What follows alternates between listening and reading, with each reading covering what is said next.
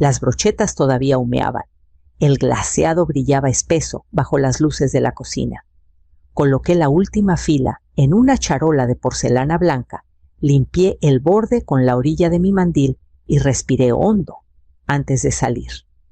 El comedor estaba lleno 8 invitados, sin contar a Bruno, a Marisa ni a su prometido César.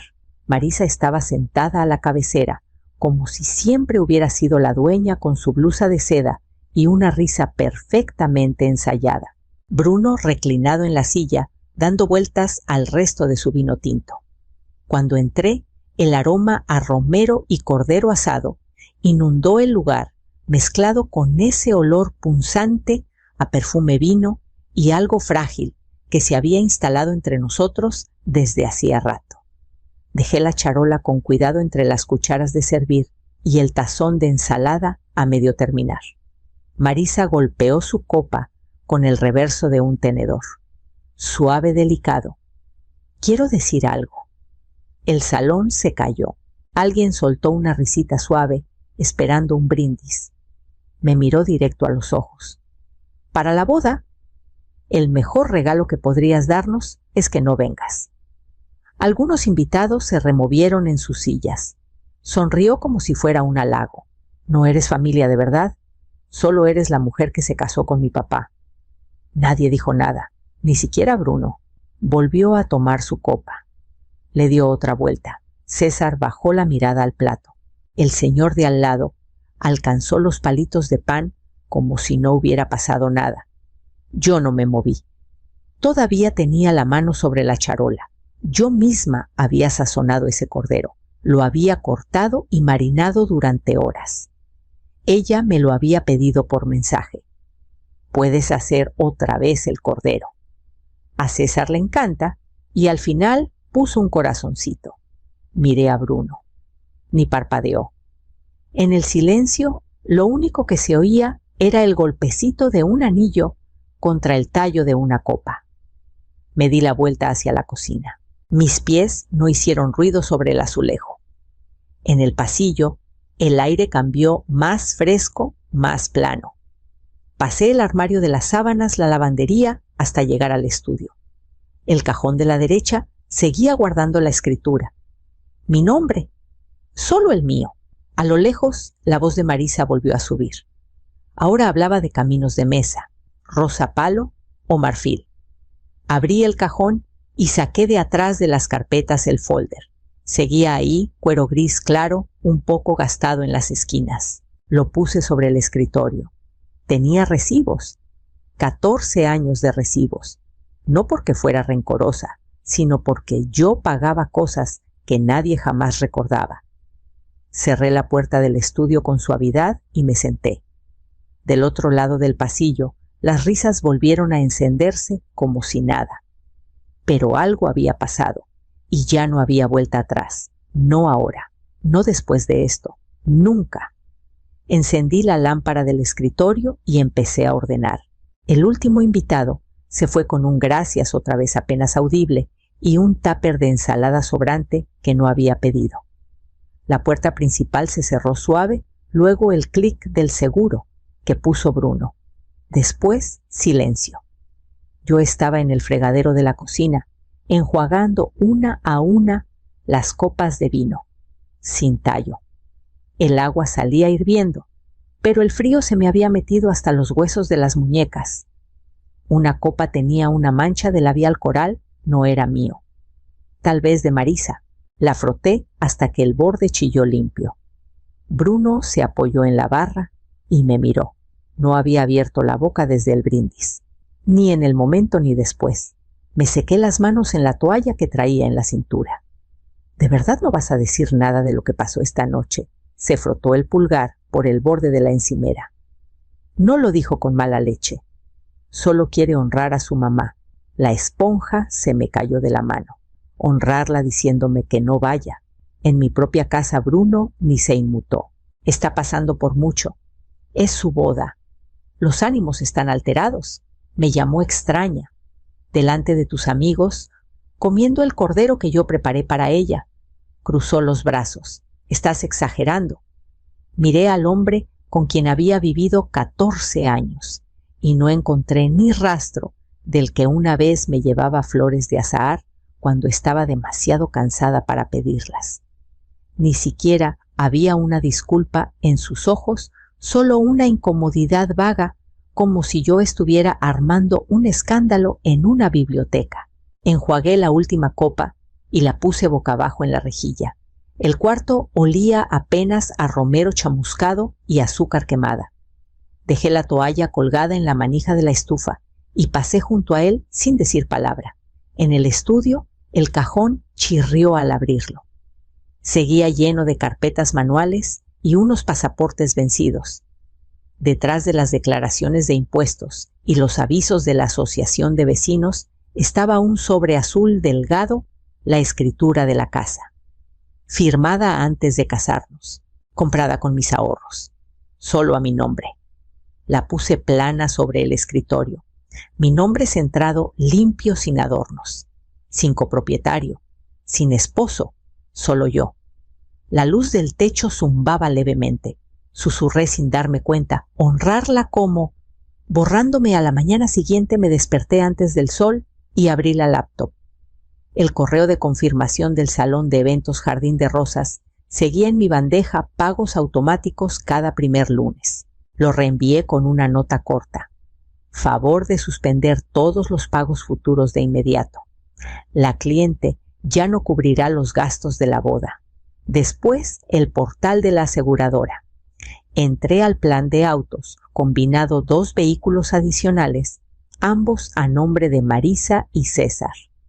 Los había agregado yo cuando sus primas subieron el invierno pasado. Los quité con unos cuantos clics. El sitio mostró una advertencia. Los cambios entrarán en vigor al inicio del próximo ciclo de facturación. Ahorro estimado 12,000 pesos al mes. Me quedé mirando esa cifra. No solo el dinero, sino el silencio que lo había acompañado. Los gracias que nunca llegaron. Las cosas que todos daban por sentadas. Una hora después, Bruno entró a la cocina y me encontró ya vestida, la bolsa colgada al hombro. Te levantaste temprano. Tomé mis llaves, las cancelaciones también. La puerta se cerró detrás de mí antes de que pudiera preguntar a dónde iba. Ya no le iba a dar eso. Nunca más. La mesa del comedor nunca se había visto tan desnuda. La despejé yo misma, quité la vela, apilé los manteles individuales, corrí el frutero. Solo quedó el folder en el centro, su tapa de cuero gris claro suave, por el uso y los años. Puse los recibos en hileras. Había cientos impresos y papel facturas, engrapadas boletos arrugados, cada uno pequeño, cada uno olvidado. Pero juntos contaban una historia que nadie en esa casa había tenido la decencia de decir en voz alta. Una impresión del último semestre de Marisa en la universidad. Saldo pendiente, 42,000 pesos. Yo cubrí el hueco cuando se acabó la póliza de vida de su mamá. Un recibo de consulta de urgencia cuando César se torció la rodilla esquiando en Valle de Bravo. Bruno me había pedido si solo esta vez podía cubrirlo mientras él arreglaba sus deducibles. Una nota escrita a mano de Marisa a los 21 años. Gracias por lo del taller. Sé que no tenías por qué. Te lo pago en cuanto pueda. Nunca lo hizo. La puse entre la factura de 9,500 pesos del taller y los 1,800 del cerrajero, después de que perdió las llaves en la casa de Acapulco. Encontré el recibo del anticipo del salón, 35,000 pesos pagados de mi cuenta. Imprimí estados de cuenta. Resalté transferencias. Anoté fechas junto a movimientos digitales. Lo hice con la misma calma que ponía en los menús semanales o en las inscripciones escolares. Constante, metódica, invisible. En la última hoja metí una sola página. En letra negra, limpia centrada como título. Esto es lo que pagué. Mientras ustedes me llamaban nada. El folder se cerró con un golpe suave. Pesaba más de lo que parecía. A las 2:30 me encontré con Ángela Ortiz, una agente inmobiliaria de confianza, en una mesa apartada del café El Rincón del Campo. Hoy no traía gafete. Esa era la idea. Quiero venderlo en silencio, solo compradores de contado. Asintió mientras abría su laptop. No eres la primera mujer que me lo susurra. No necesitamos recorrido. Ya conocía la casa. Había venido una vez la primavera pasada a una cena y trajo un pay de limón chiquito que Bruno ni tocó. El mercado está bueno, dijo mientras tecleaba números. Con esa cocina vas a tener ofertas en la semana. Tal vez antes. No sonreí. Que pasen a ver cuando yo no esté. Me voy el viernes. Hizo una pausa. Y después una cabaña en Pátzcuaro. Renta de 3 meses. A la orilla del lago, Ángela ladeó la cabeza. ¿Segura de que quieres estar tan sola? Tomé un sorbo de café. No sola, solo sin insultos. Cuando llegué a la casa, Bruno estaba en la sala viendo un resumen deportivo a medias. Ni levantó la vista. Pasé junto a él con el folder pegado al pecho y una carpeta de documentos firmados bajo el brazo. Querían que fuera invisible, pues yo hice invisible el dinero primero. El cielo sobre Morelia estaba gris y suave, de esos que hacen que las montañas parezcan acercarse para escuchar. Saqué las cajas de la camioneta y las puse sobre la mesa plegable poco después de las 7. Para las 8, los clientes habituales ya me habían encontrado. Mermelada de zarzamora se acabó a las 11. El último frasco se lo llevó doña Teresa, que me besó la mejilla y dijo que era su premio por madrugar. Le regalé de yapa un juego de cucharitas de madera para mermelada atadas con ixtle como hacía mi mamá. Una pareja joven se quedó rondando los panes de masa madre.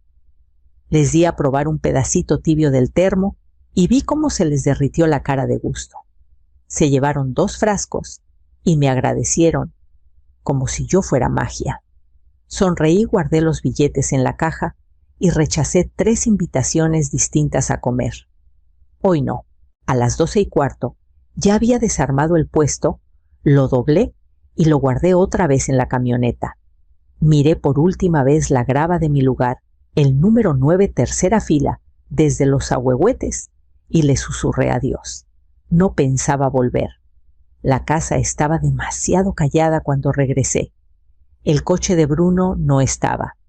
Me até el pelo, me quité los zapatos y entré descalza a la cocina. El piso estaba fresco, me anclaba. Abrí la despensa y empecé por los moldes de hierro de Oaxaca. Luego las latas de harina. Después los casos de cobre que me dejó mi mamá todavía colgando en el tablero. Envolví cada pieza en papel periódico y las apilé en una caja que marqué cocina, solo de lina. Cuando llegué al cajón de las especias, escuché el ruido de la puerta del garage. Los pasos de Bruno eran pesados. Una pausa.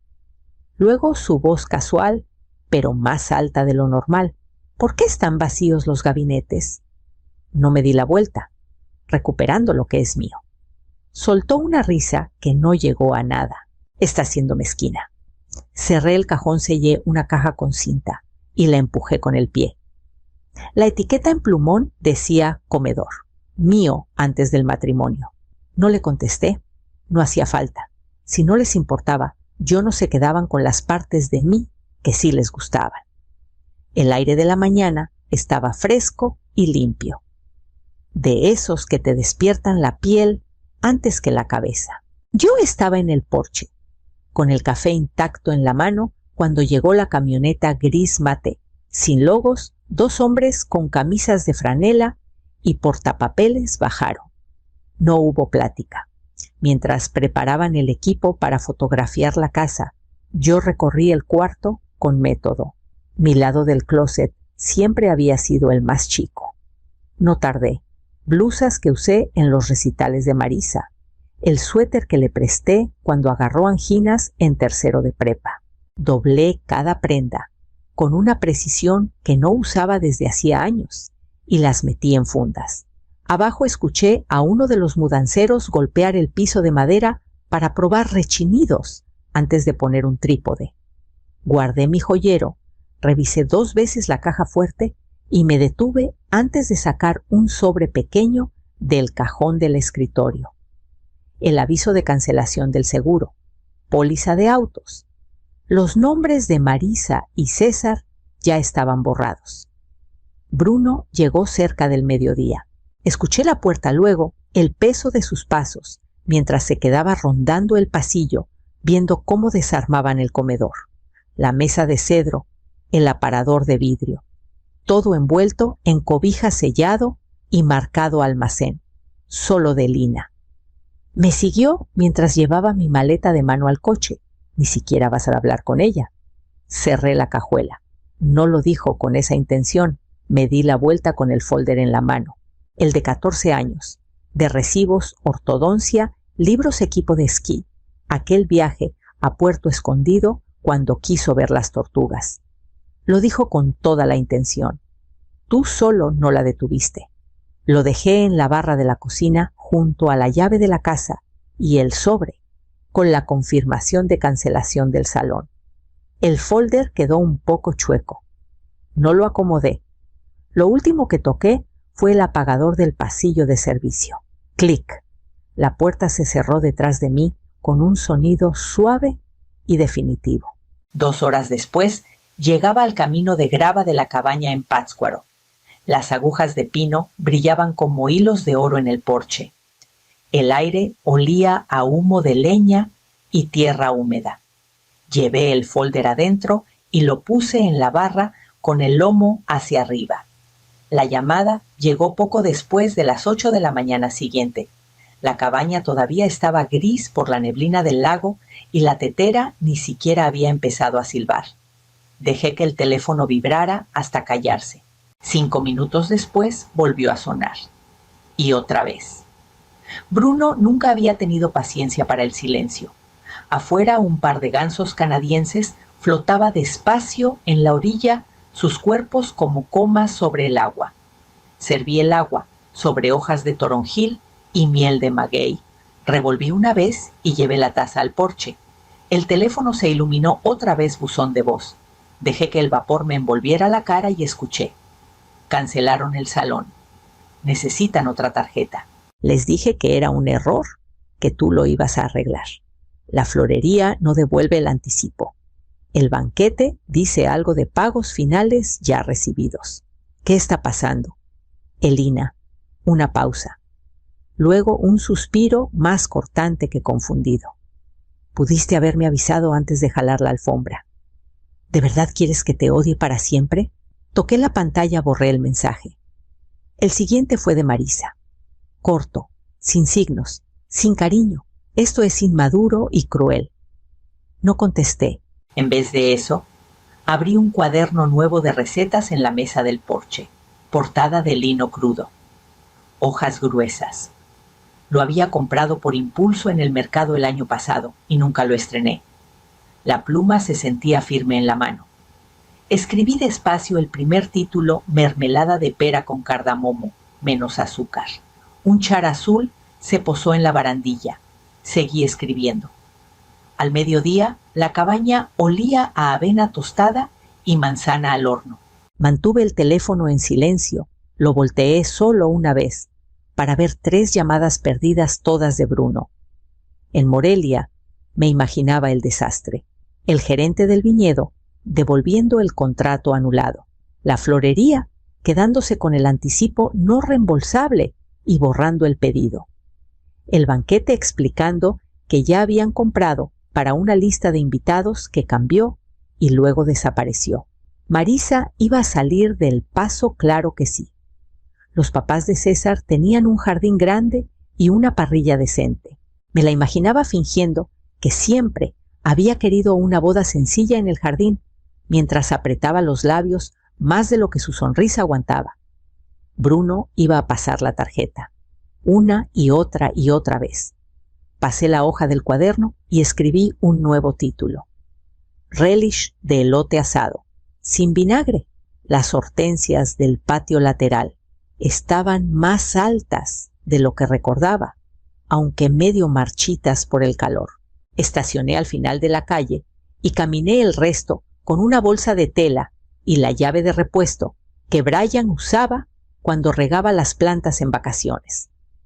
Me encontró en la reja, con un encogimiento de hombros y los audífonos todavía colgando del cuello. La puerta del garage está trabada. Papá dice que es el fusible, pero yo creo que es el cableado. Le agradecí con una seña y entré por la puerta lateral. Adentro el aire estaba viciado.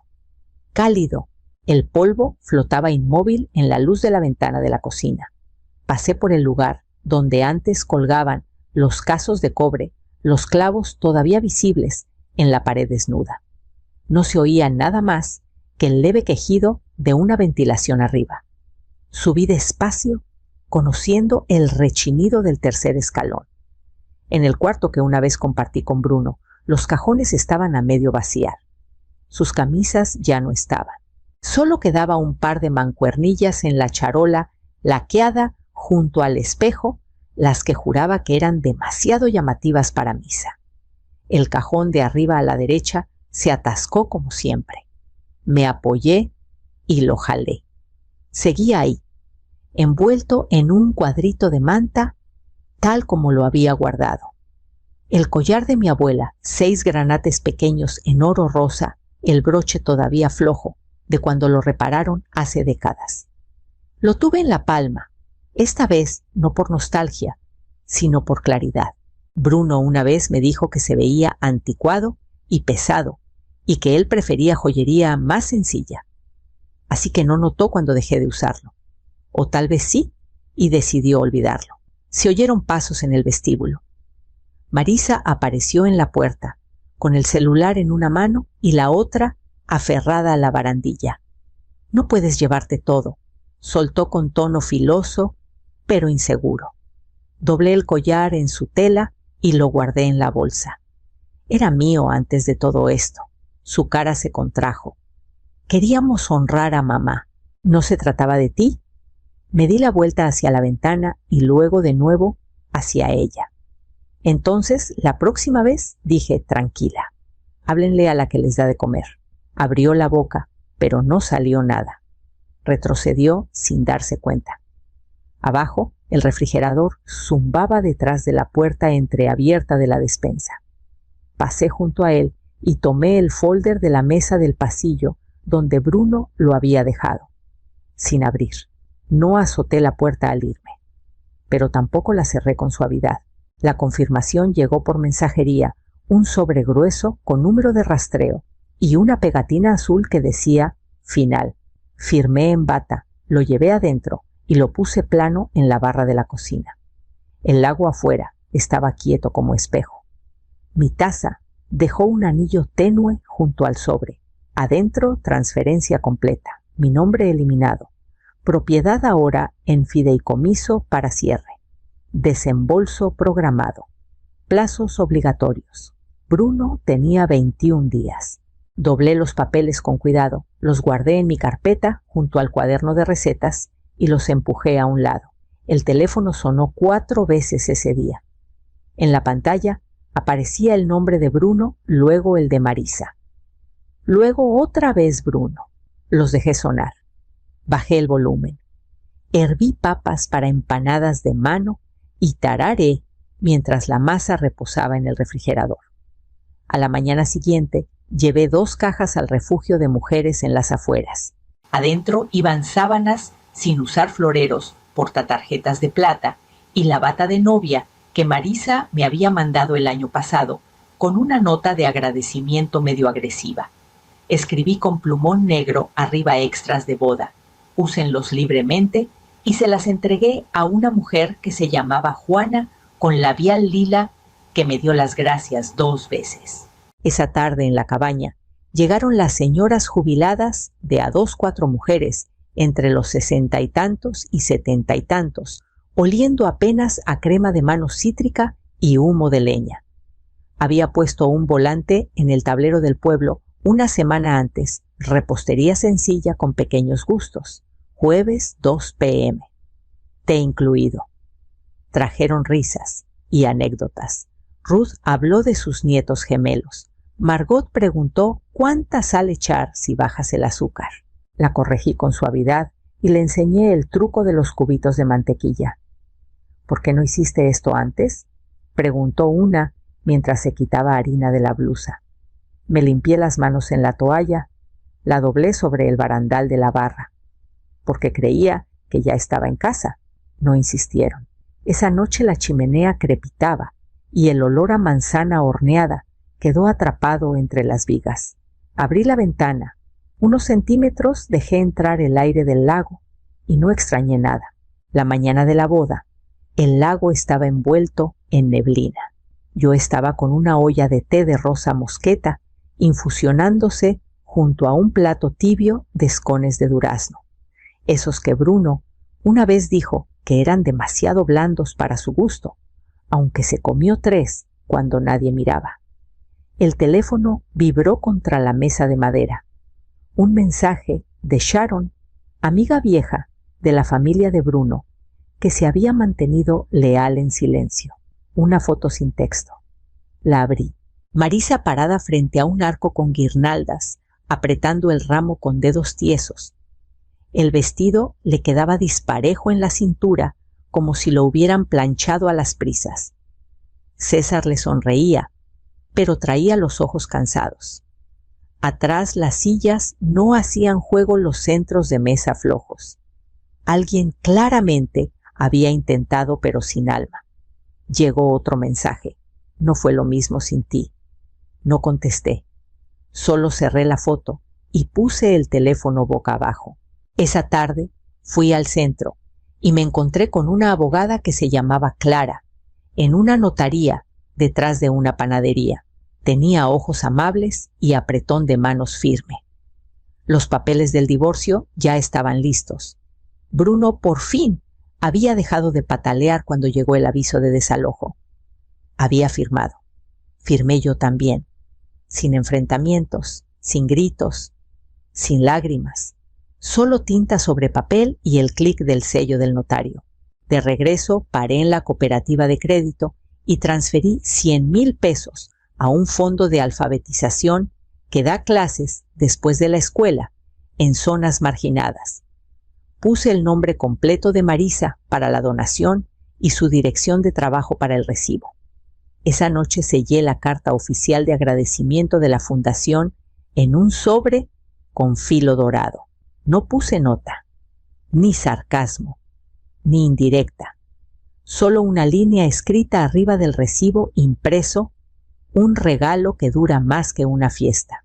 La eché al correo a la mañana siguiente. No hacía falta esperar respuesta. Pasaron 6 meses sin drama, sin grandes declaraciones, sin disculpas en el buzón, solo espacio, tiempo, silencio que por fin sonaba a descanso. Compré la casita 2 pueblos más allá, más cerca del agua escondida, detrás de un sendero viejo lleno de perales silvestres. La dueña anterior había sido ceramista y diseñó la cocina para esmaltes y hornear. Encimeras gruesas, fregadero ancho, luz que suavizaba todo lo que tocaba. Pinté los gabinetes de verde pálido y cambié las jaladeras yo misma, tornillo por tornillo. En el alféizar de la ventana puse un platito de cerámica hecho a mano, el borde un poco irregular. Adentro, el collar de mi abuela atrapaba la luz de la mañana. Ya no me lo ponía. No tenía que demostrar nada. Las empanadas de mano se enfriaron antes del mediodía. Las empaqueté, etiqueté cada una con cariño y las apilé junto a la puerta para el mercado del sábado. Manzana con jengibre, ruibarbo vainilla, champiñón ahumado y tomillo. Nombres que se me ocurrieron mientras caminaba a la orilla del lago con Gus, el Golden Retriever que empezó a aparecer justo después de que me mudé y decidió que valía la pena quedarse. Ahora roncaba suave en el porche, la cabeza sobre su pata extendida, el pelo ondeando con cada respiración. Le hice una cama ahí, pero él prefería los ladrillos tibios de la escalera. Enjuagué el último tazón y limpié la barra 2 veces más por costumbre que por necesidad. Luego puse la tetera y tomé un libro que ya había leído 3 veces. No me importaba. Se abrió en mi regazo como un viejo amigo. Por la ventana el lago brillaba. Los patos pasaban en formaciones calladas. El único ruido adentro era el tic-tac del reloj de la cocina y el suave hervor del agua. No había voces que se alzaran detrás de mí, ni miradas de reproche, ni calendarios pegados en el refrigerador con eventos a los que no me invitaban. Nadie saliendo azotando la puerta, nadie sonriendo cortésmente mientras me excluía. Solo anaqueles llenos de frascos de especias. Una charola de pan recién horneado enfriándose junto al horno. Y una vida que por fin me quedaba. Ella quería una boda sin mí.